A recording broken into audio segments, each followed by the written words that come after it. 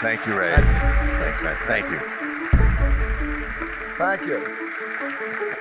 I'm talking about a man who is considered by many to be one of the greatest investors in history. Certainly the most successful hedge fund manager in history. He's returned more money to investors than anyone in the history of investing in that category.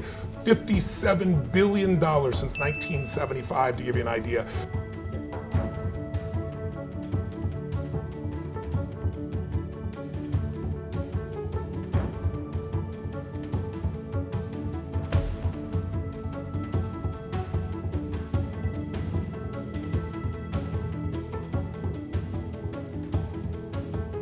So not only is he one of the greatest investors, people call him the Da Vinci of investing, he's been called the Steve Jobs of investing, but the reason that Ray is so unique is he's also an unbelievable entrepreneur. His company Bridgewater that he built starting when he was 26 in a 2-bedroom apartment has now been built into an organization that manages $160 billion.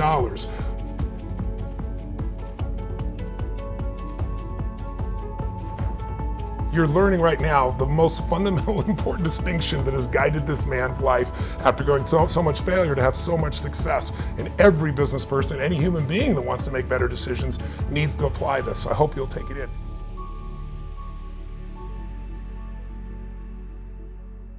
What's the metaphor? When we first met, you share with me your philosophy of like looking at life as the jungle and how that kind of shifted the way you even built your company. Tell me a little bit about the jungle metaphor. Yeah, so in 1982 when I crashed and I had to think, okay, would I go get a job and work in that, or would I continue on with the audacious goals? Yes. I realized it seemed to me like it was being on one side of a jungle, and I could stay on the safe side of the jungle, but not have a terrific life.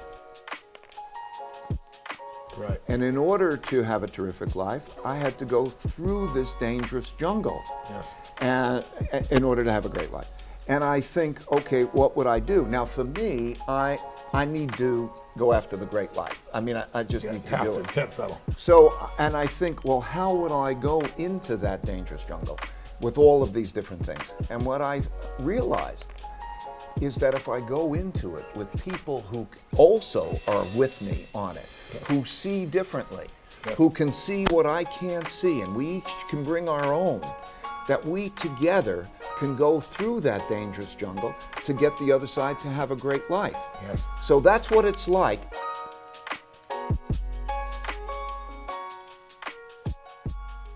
One that had the biggest effect on me was 1982. Yeah, I want to talk about that. Okay, 1982. Okay, I had calculated that American banks had lent a lot of money to a bunch of countries that would not be able to pay back. Latin American and emerging countries that couldn't pay back.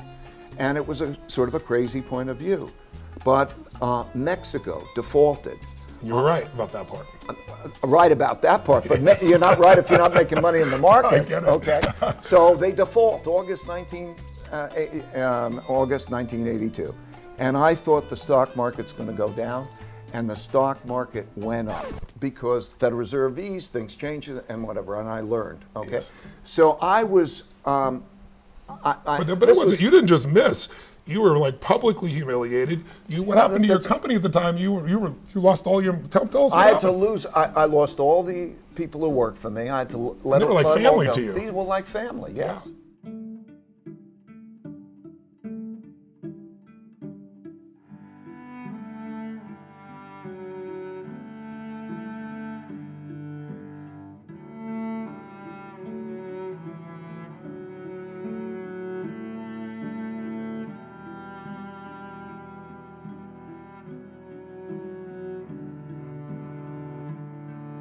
So I lost all these people I cared about.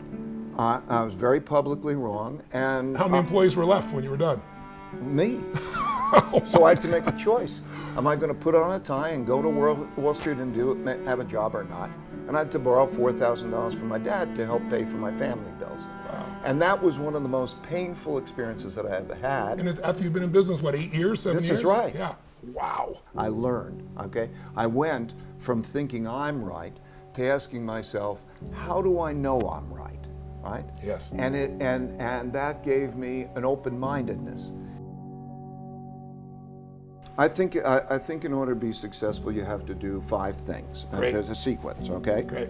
First, you have to have your goals. And you talk about audacious goals. Well, I think have audacious goals.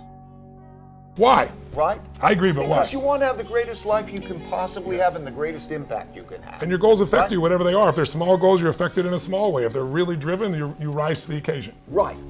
Goals.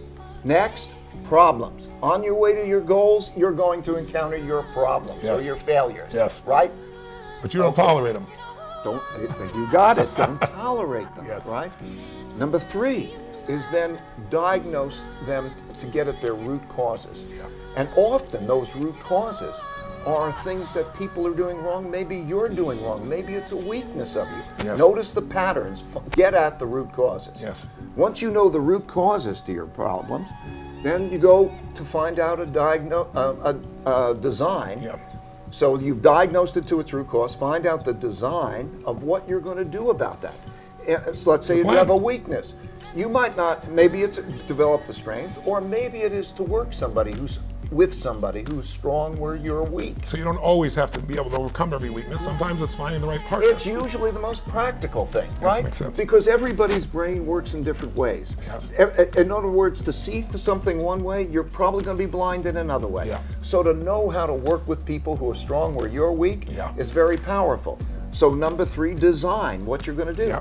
And number 4 and number 5 is to push through to results, right? Right. So you say, I've got a design. Okay, now goddamn do that design, right? Determination and flexibility to find the way. And that's it. This is what I call this looping. Go for your goals, identify and not tolerate your problems, get to the root cause of them, then design a path to fix those Solution, things, yeah. and then go beyond it to push through. And you just life is just basically keep doing that over and over again. Yes. And if you do that, you'll make the advances. That is why failure is a teacher. You know, if you have success, you did it right. So there's nothing to learn probably, right? If you have failure, there's something to learn, right? Yes. Make the most of your failures. What I learned, I developed an instinctual reaction that's different from failure. The instinct is now to view failure as a puzzle that will Yes. give me gems. What would I do differently in the future so not to have that result?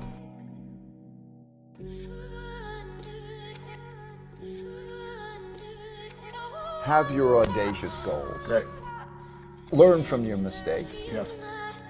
Realize that you're not in it alone. Yes. Know how to get the best resources and know how to learn from that thoughtful disagreement. Yes. And you will get there. You will evolve. There is always a best path. You just don't know it. Yet. Right? You don't know it yet. Yeah. Yet. When you fall and you get banged up, reflect. Yes. Reflect. Calm yourself down, reflect. There's a lesson there, right? It's the same things. Make them your puzzles, Yeah. right? They'll give you gems.